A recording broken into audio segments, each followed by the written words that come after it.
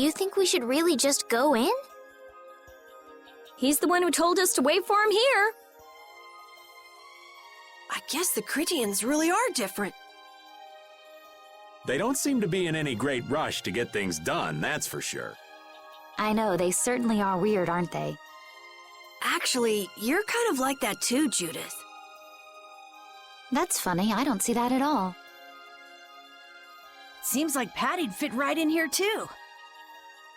Might be nice to live here. Ah, there you are. Welcome back. I've kept you waiting. Now, please, step this way if you will. Huh? This is the very means by which the lore of Miorzo is passed on.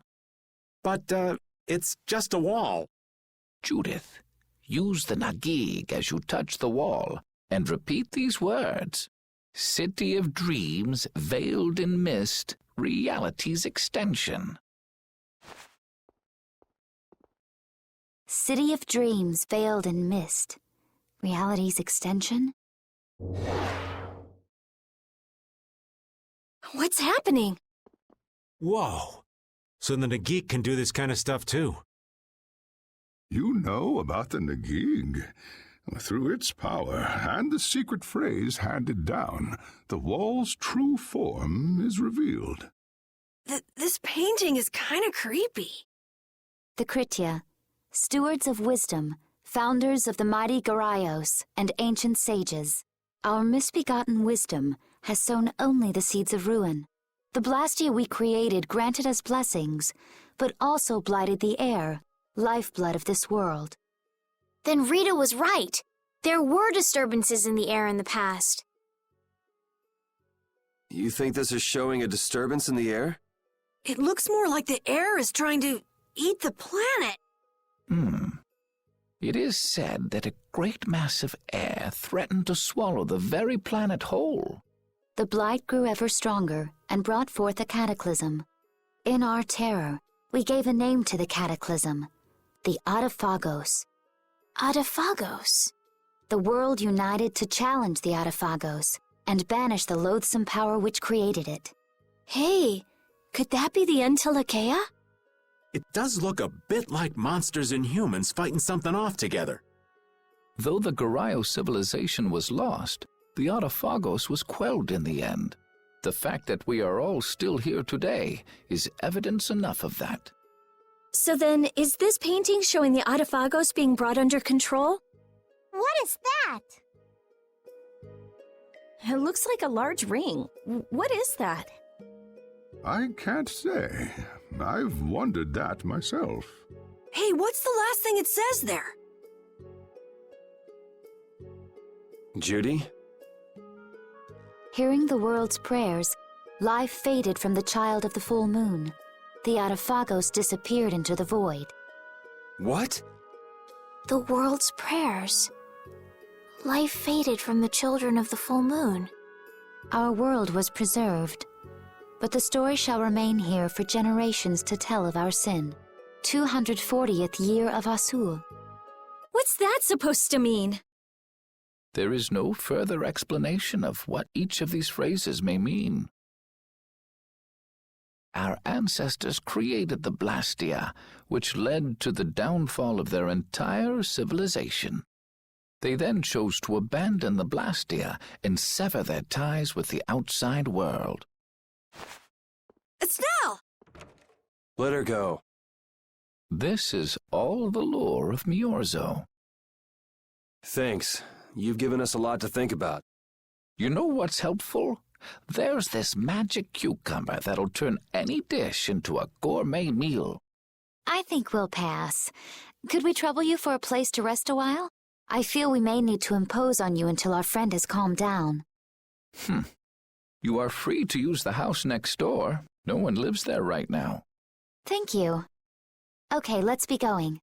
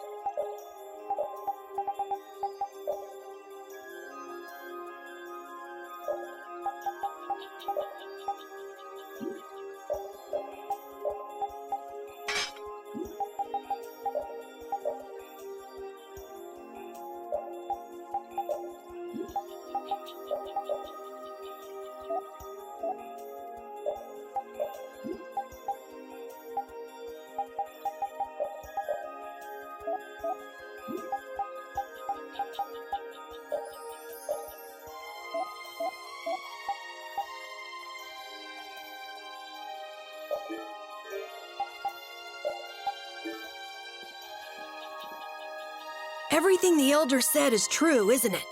His interpretation of the murals might not be perfect, but with all he told us, it was very convincing. We knew this was a global problem once we talked to Pharaoh. He granted us time because he knew how we would react when we saw this. He probably wanted to show us humanity ain't cut out to handle the situation. And to make us give up on Estelle. So everything's just going according to Pharaoh's plan then? I will not let that happen! Never! I won't give up on her.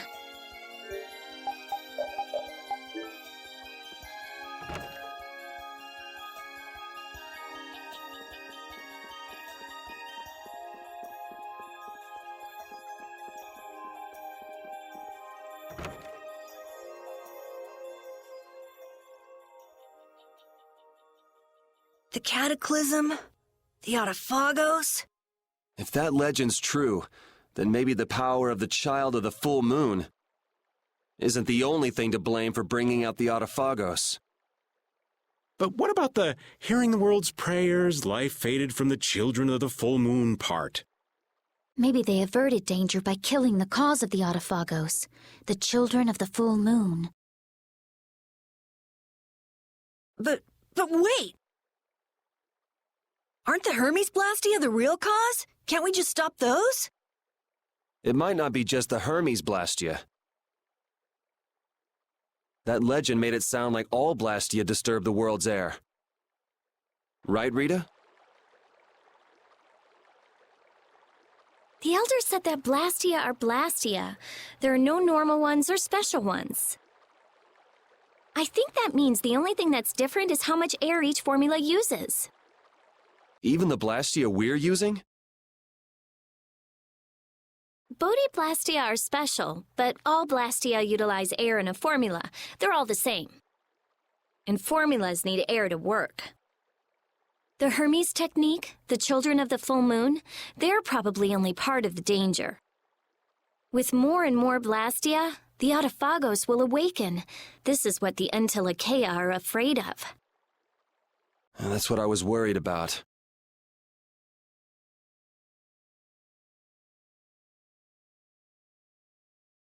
I didn't want to admit it. Blastia couldn't be bad. The people who used them for evil were the bad ones. That's what I always believed. But So does that mean we have to stop every Blastia? Like the people here in Myorzo did? Aye. We should toss every Blastia in the trash. Gotta row our boats with oars, too. That's impossible. We need Blastia for our everyday lives. Barrier Blastia, Aqua Blastia, Bodhi Blastia too. Yeah, you're right.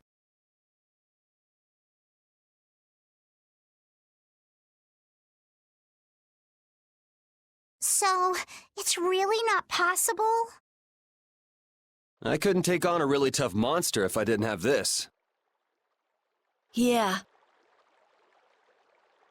I wish we could use Blastia without worrying about consuming air. But I guess that's just a dream.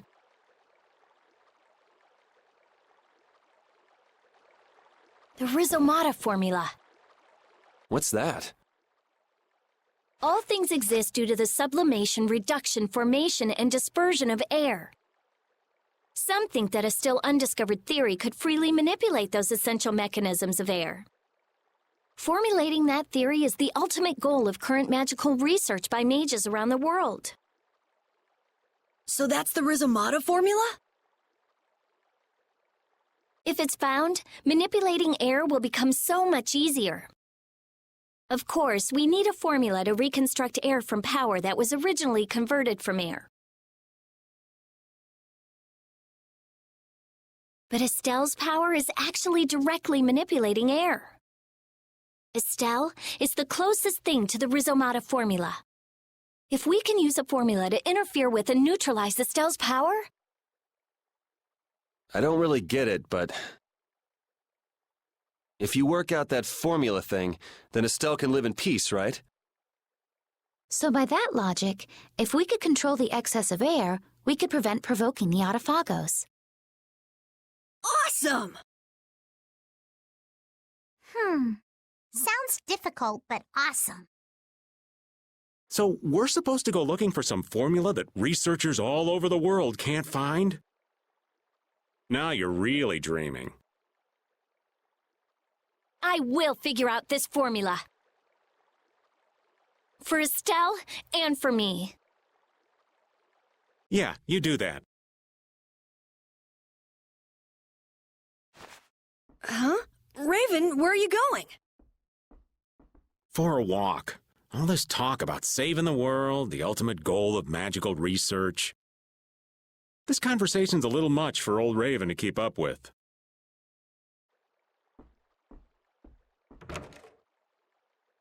That formula sounds nice and all, but the air is getting worse as we're sitting here. Yeah. For now, we have to find whoever is making the Hermes Blastia. Otherwise, it'll be too late, just like Pharaoh said. But how are we supposed to find whoever that is? If we follow whoever's looking for Apatheia, they should lead us right to them. Cores are made from Apatheia, after all. So Flynn and Nan and their friends. Yeah. I wonder if we'll have to fight them. That's kind of up to them. What was that?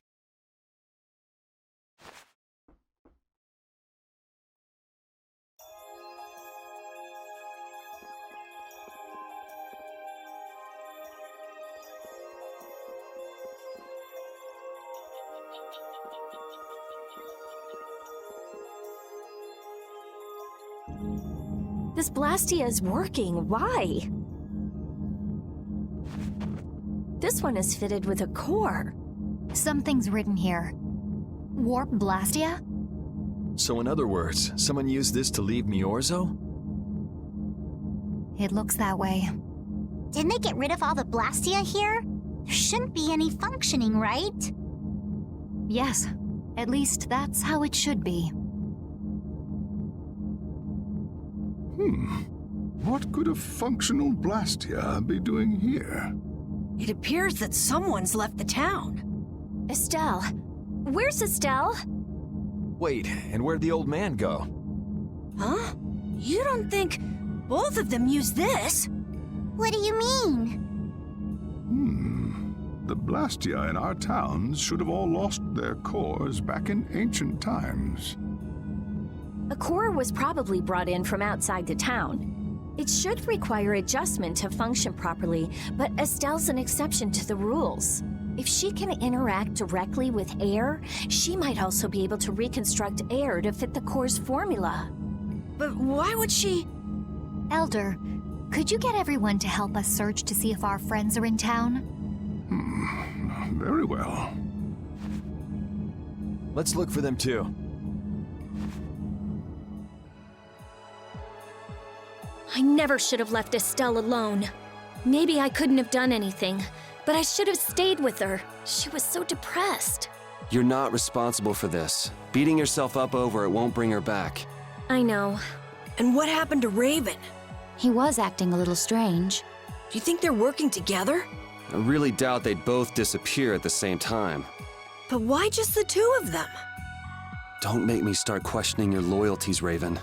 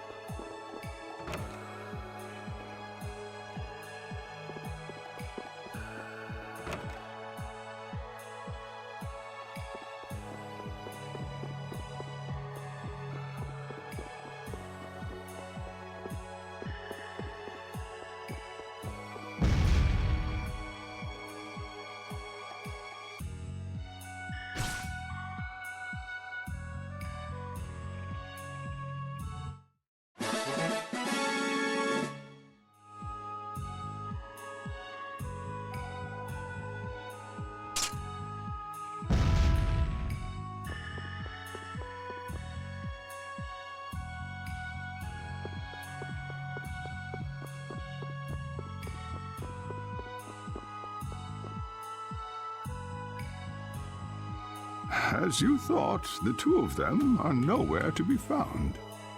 I wonder what could have happened to them.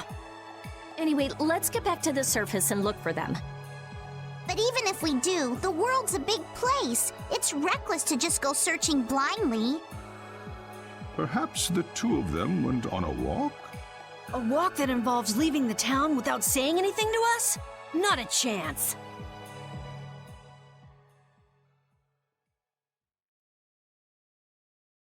Well, only the living have the privilege of saying they'll fight to the last breath. And words like conviction and resolve don't mean much to a dead man. Out. Ah, well. Just when things were getting good. Just who are you anyway? What does the head of the Knights want with you?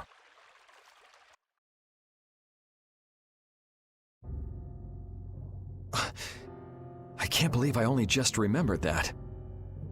I've got a bad feeling about this. Hurry! We have to follow them! I understand how you're feeling, but please try to calm down. What? Aren't you worried? Of course I'm worried. That's why we should calm down and think rationally, right? Oh, right. Yeah, I see. I'm sorry. Got any ideas? Ah, yes. The Master of Miorzo might have some idea. He's an Entelekea after all. Maybe he felt the flow of air from the Blastia. Did you hear it? Could you tell us where it was? To the west. A sea of sand. A town? It's not too clear, but a desert town. I think it's Jormgen. That's the town in the sands of Kagor, where we met Duke before. The sands? Why would they go to a place in the middle of nowhere? Let's head there now. You're leaving, then? I am. You don't need to shoulder such a burden. Haven't you suffered enough? Thank you, Elder. But I'm not suffering anymore. If you went into the outside world, you might understand too.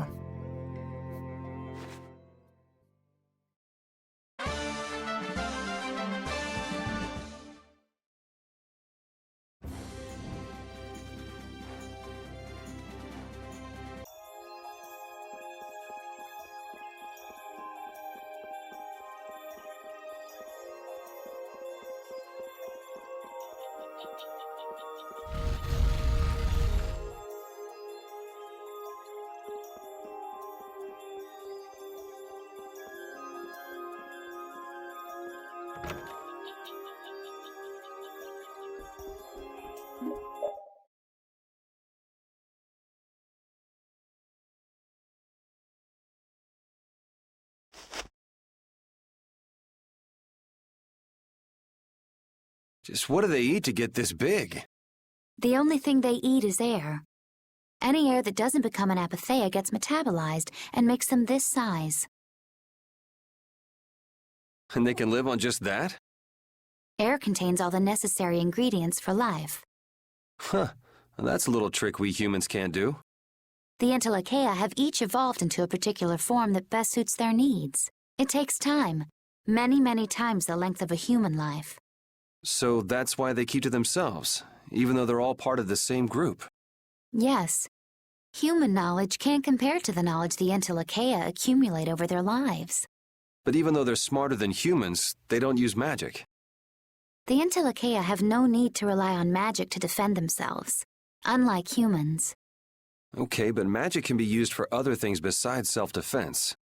I guess they had no desire for power other than to protect themselves. So they had a totally different set of values. That different set of values has led to the wars between the humans and the Entelekea. And the two sides had to come together somehow to defeat the Autophagos in the past.